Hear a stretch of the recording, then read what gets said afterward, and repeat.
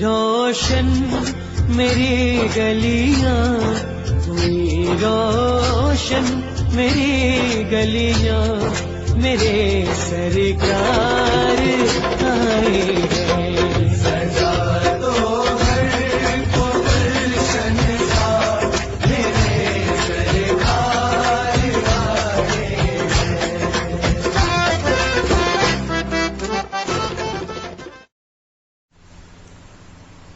मित्रों नमस्कार।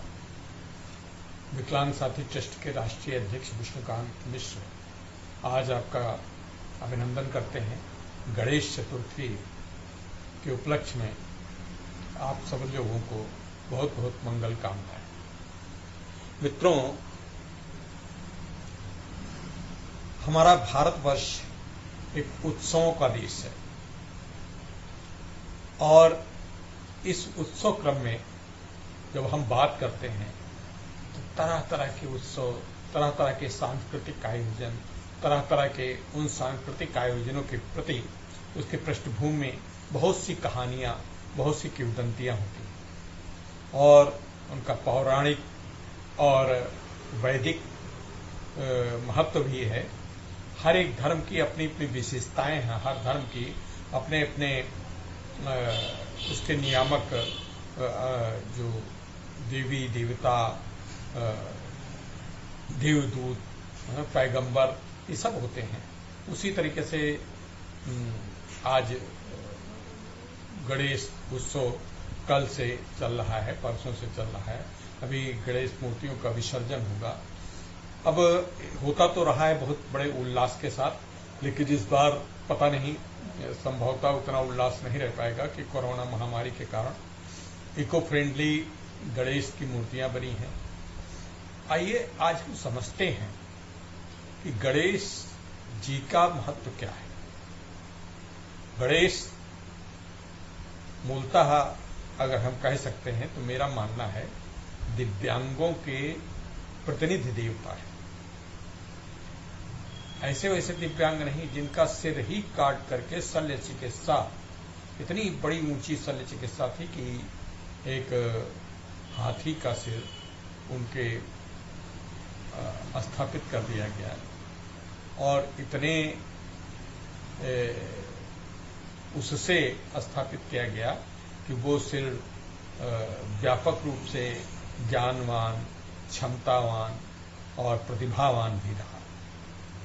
प्रतिभावान की बात तो ये कहा जाता है कि व्यास जी जब महाभारत की रचना कर रहे थे तो गणेश जी लिख रहे थे, तो गणेश जी की शर्त थी कि जब तक आप अगर एक बार भी बोलना बंद कर देंगे तो उसी समय मैं लिखना बंद कर दूंगा। मतलब जब से शुरू हुआ तब से वो लिखते ही गए।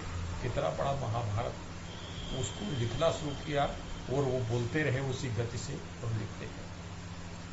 और गणेश शौर्य के भी प्रतीक है, आज्ञा के प्रतीक है। आज्ञा इतनी कि बताया जाता है, किंवदंती है कि शंकर भगवान ने कहा कि हम विश्राम कर रहे हैं, तुम किसी को आने न देना। परशुराम जी आए, उन्होंने रोक लिया और परशुराम जी को अंदर जाने नहीं दिया। मित्रों, और एक बात है, मस्तिष्क का जो इतना होना और इतनी सूर्ण प्रतीक है एक बहुत बड़े बल का, बड़ी विनम्रता का। आप हाथी को देखते होंगे, हाथी उसी सूंड से वृक्षों को उखाड़ के फेंक सकता है, बड़े बड़े काम कर सकता है, टहनियां नोच लेता है, लेकिन उसी सूंड से बच्चों तक को प्यार करता है। बच्चों को ऊपर उठा करके अपनी गोद में वो पीठ पे बैठा भी देता है। तो विनम्रता और शौर्य का समन्वय होना चाहिए व्यक्ति के जीवन में। और जो दिव्यांग व्यक्ति है उसमें ये सभी प्रतिभाएं बहुत आवश्यक है, उनका होना परम आवश्यक है। तो मैं आप लोगों को अत्यंत शुभकामनाएं देता हुआ ये एक वीडियो भी लगा रहा हूं और इसी श्लोक के साथ इसका समापन करूंगा। गजाननं भूतगणाधिसेवितं कपित्थजम्बूफलचारुभक्षम् उमाश्रितं शोकविनाशकारकं नमामि विघ्नेश्वरपादपङ्कजं, नमामि विघ्नेश्वरपादपङ्कजं। तो विघ्नेश्वर होते हैं तो हम लोगों के आदि देवता सिद्धि विनायक गणेश जी से हम प्रेरणा लेकर के अपने संकल्प पे डटे रहें। हमको कोई भी हाथी निकलता है, बहुत से लोग कुत्ते भौंका करते हैं, कहीं हाथी के ऊपर जरा से भी किंचित भी प्रभाव नहीं पड़ता। तो हमको भी अगर दिव्यांगों को दिव्यांग कह के कोई हंसता है, कुछ कहता है, तो हमको भी उनसे प्रेरणा लेनी चाहिए, भगवान से प्रेरणा लेनी चाहिए और हमें अपना आगे स्वरूप और अपने निर्भीकता पूर्वक अपने शौर्य को, अपने बल को, अपने ज्ञान को आगे रखते हुए बढ़ते जाना है, अग्रसर होते जाना है।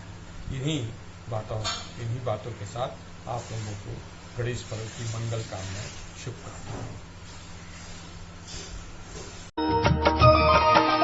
गणनायक तू सिद्धि विनायक विनायका तू धनदायक तू वक्रतुंड तू एकदंत तू गुणाधीश तू धूम्रवर्ण तू लंबोदर तू गजानना तू श्री गणपति तू गजवक्र तू भालचंद्र तू वरद विकट तू श्री गणेश तू विघ्नराज तू सुखकर्ता तू दुःखहर्ता तू गणाधीप तू उमासूत तू गणाधीश तू गुणारंभ तू विघ्नहर्ता तू सैन्यभर्ता तू आशापूरक तू मंगलदाता शुक्लांबर तू मूषक वाहन गणनाथा तू ज्ञान विनायक बुद्धिदाता गजवदना तू वंदन तुझला हे जगपा।